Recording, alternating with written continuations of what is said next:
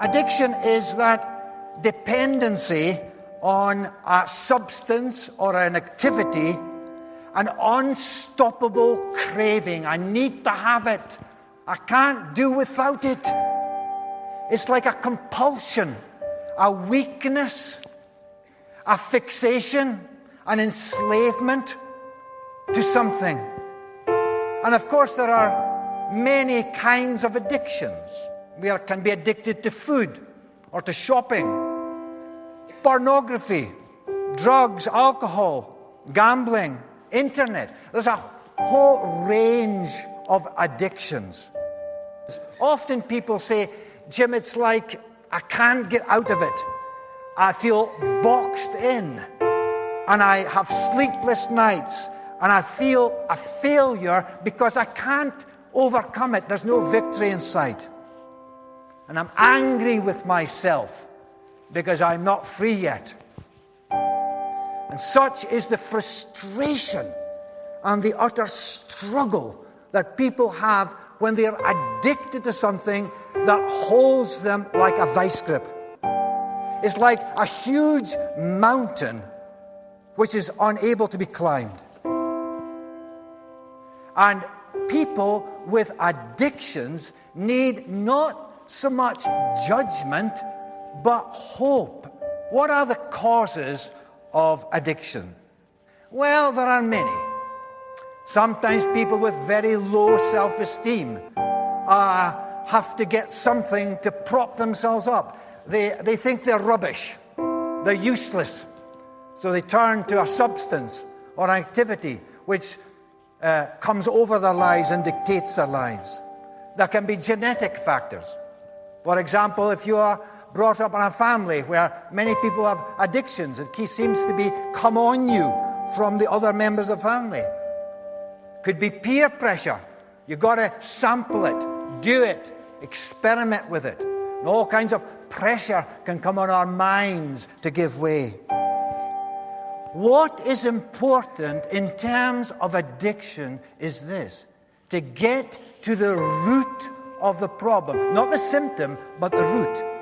And the Bible teaches us that the root of our problems or anxieties or fixations or problems or addictions is a spiritual root. And once the spiritual root is tackled, then we can deal with the problem. A recent survey in Britain concluded that 1 in 3 people are addicted to something or have addictions. Now, that survey might not be entirely accurate, but what we can say is this: many people struggle, are tortured by addictions of various types. And there is this darkness, or as the passage says in verse 3, the despair that people feel, not being free and not overcoming this addiction.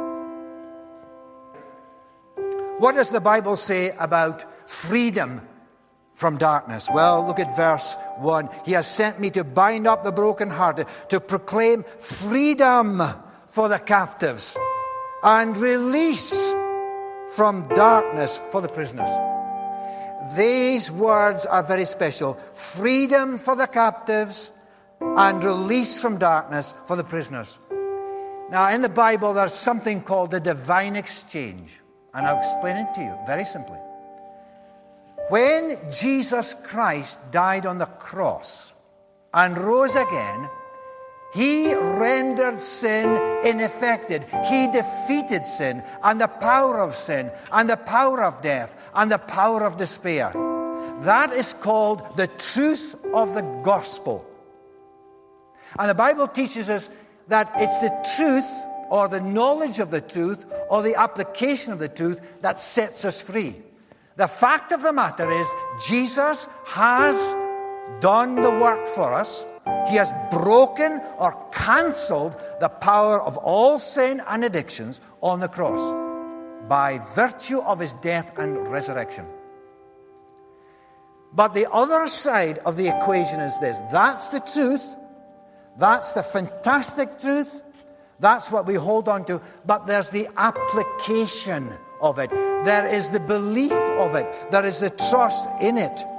And to make this truth real, we need to activate it. We need to say, Lord, your victory is my victory.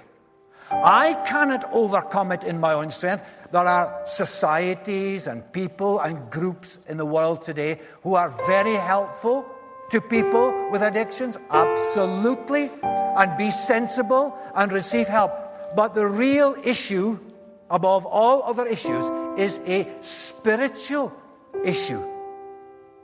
And when Jesus' victory becomes my victory, I am set free and released from darkness.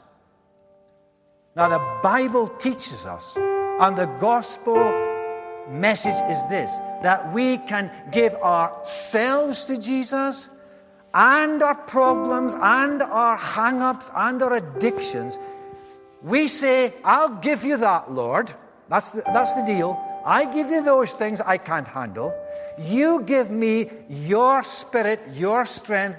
You come and live inside my life and take charge and give me that strength and that boldness to say, be gone in Jesus' name. And that is what we call the good news of the gospel. And that's for anybody. You're not too bad. You're not too late. You're not too despairing. It's never, ever too bad. You're not too sinful.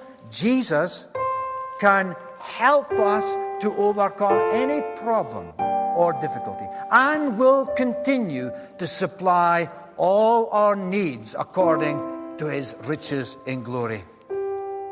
To bestow on them a crown of beauty instead of ashes. A person with addiction doesn't think their lives are beautiful. The oil of gladness instead of mourning and despair. And look, they will be called oaks of righteousness, a planting of the Lord for the display of his splendor. Do you know why Jesus wants to set us free? It's for our benefit, but it's also so that his name is proclaimed throughout all the earth. Maybe there is someone here today and you think, whoa, I'm addicted. I'm in trouble. I'm gagged and bound. Ropes are around me. It feels like that. And I can't break out. I commend Jesus to you and his power to you. Because the power of the cross and the resurrection is able to set us free. Free indeed. And we can say, as the title of the series says, Lord, help me. And many people are crying out to God these days, Lord, help me. And God always responds to that cry. And he'll hear your cry and my cry today.